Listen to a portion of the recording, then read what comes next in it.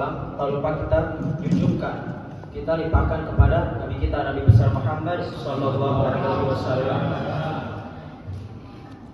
Alhamdulillah, gak terasa sebentar lagi kita akan berpisah dengan bulan Ramadan yang mulia ini, yang dimana dikatakan bulan Ramadan ini adalah bulannya umat Nabi Muhammad Sallallahu Alaihi Wasallam. Dan di bulan, oleh karena itu kita harus merasa bersedih, harus merasa bersedih, dan kita itu harus menghidupkan malam mulia ini, 2 malam terakhir ini dengan beribadah. Karena kenapa? Karena Rasulullah SAW itu bersabda, barang siapa yang menghidupkan 2 malam terakhir itu pada bulan Ramadan, niscaya Allah SWT itu akan menghidupkan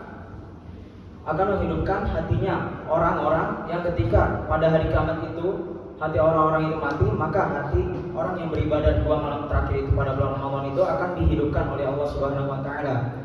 Oleh karena itu kita dianjurkan pada 2 malam terakhir ini itu untuk beribadah, untuk membangun, untuk menghidupkan dua malam bulan terakhir ini. Dan setelah kita keluar dari bulan Ramadan ini, kita itu harus menjaga yang namanya nafsu. Karena kenapa? Nafsu itu bisa ditahannya itu dengan salah satunya itu dengan sabar. Dengan sabar. Karena kenapa? Nafsu itu selalu mengajak kita kepada kemaksiatan. Sebabnya kita berdosa itu disebabkan oleh nafsu. Sebabnya kita marah itu disebabkan oleh nafsu. Sebabnya kita melakukan semua keburukan itu disebabkan oleh nafsu. Tidak ada yang mengajak, namanya nafsu itu mengajak kepada kebaikan.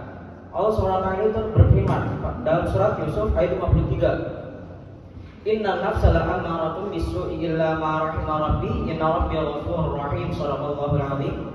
Sesungguhnya nafsu itu selalu mendorong kepada kita kepada keburukan. Bahkan Allah SWT itu berfirman seperti itu. Oleh karena itu kita harus menjauhi yang namanya nafsu. Karena nafsu itu tingkatannya itu emang benar-benar itu dia itu emang buruk. Bahkan dirinya sendirinya itu mengklaim, menyatakan dirinya itu adalah makhluk yang berhak untuk disembah dirinya. Bahkan Allah SWT itu bagi dia itu tidak wajib disembah. Oleh karena itu dia itu adalah seburuk-buruknya ciptaan Allah SWT. Akan tetapi apakah Allah SWT itu sia-sia menciptakan dia? Allah SWT itu tidak akan sia-sia menciptakan apa yang Allah SWT itu telah takdirkan. Apa sebabnya Allah SWT itu menciptakan nafsu? Itu untuk menguji kita, apakah kita itu menjadi sebaik-baiknya manusia di sisinya Allah SWT atau seburuk-buruknya manusia di sisinya nafsu. Karena kenapa?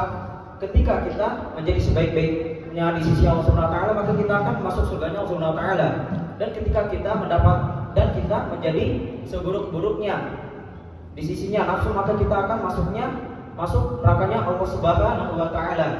Akan tetapi dengan kita bisa mengendalikan nafsu itu, maka kita akan bisa masuk kepada surganya Allah Subhanahu wa taala dan bisa ditinggikan derajatnya oleh Allah Subhanahu wa taala. Dalam kisahnya Abu Yazid Al-Bustami pada sallallahu sirahul aziz, beliau adalah seorang waliullah, mata rantai kelima silsilah sa'adat. Beliau itu ingin menguji nafsunya pada suatu hari tersebut. Dan pada suatu hari tersebut itu beliau itu menguji nafsunya itu dengan cara menahan lapar dan haus sampai berhari-hari. Dan pada suatu hari itu beliau itu melewati sebuah restoran, yang mana restorannya itu sangat besar dan di mana nafsu tersebut itu sangat kelaparan. Oleh karena itu masuklah Abu Yazid Al-Bustami ke restoran tersebut untuk menuruti kata nafsunya yang kelaparan tersebut.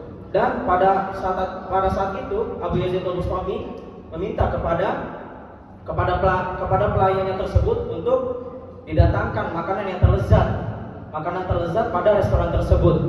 Didatangilah makanan terlezat tersebut, dan yang dilakukan Abu Yazid Al-Bustami itu hanya apa? Hanya melihatnya saja. Akan tetapi nafsu itu sangat kelaparan. Andai saja kalau bisa kita berada di hadapan situ, kita sudah berhari-hari tidak makan, pasti kita akan memakannya. Akan tetapi beliau itu adalah seorang waliullah, pasti bisa menahan semuanya apa yang beliau mau. Nah, pada saat itu dikatakan nafsu itu berada di antara dua alis, berarti ada di tengah-tengah tersebut.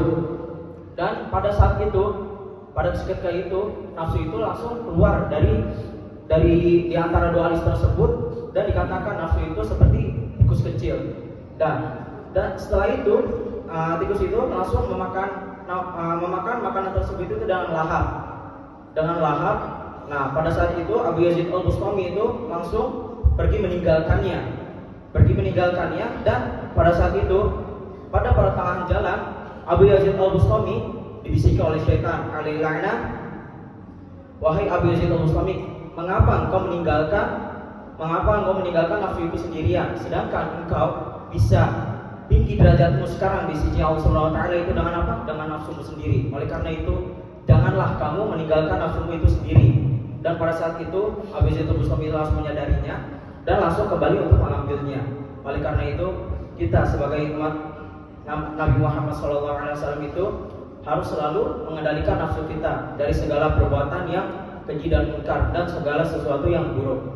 Mungkin dari saya cukup sekian, kurang lebihnya mohon maaf. Kalau bisa ada saya itu dari saya pastinya, dan kalau bisa ada lebih itu dari Allah Subhanahu wa taala.